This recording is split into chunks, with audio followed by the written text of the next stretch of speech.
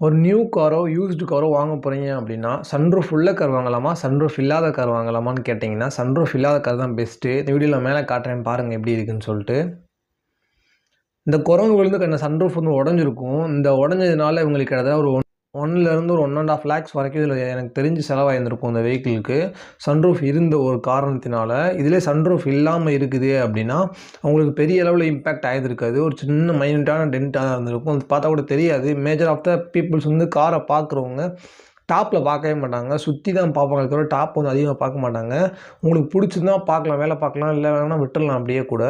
Sunroof இருந்தனால தான் இப்போ உங்களுக்கு இவ்வளோ செலவு. இது சன்ரூஃப் உடஞ்சதுனால கண்டிப்பாக நீங்கள் மேலே பார்த்து தான் ஆகணும். ஒரு வழியே கிடையாது.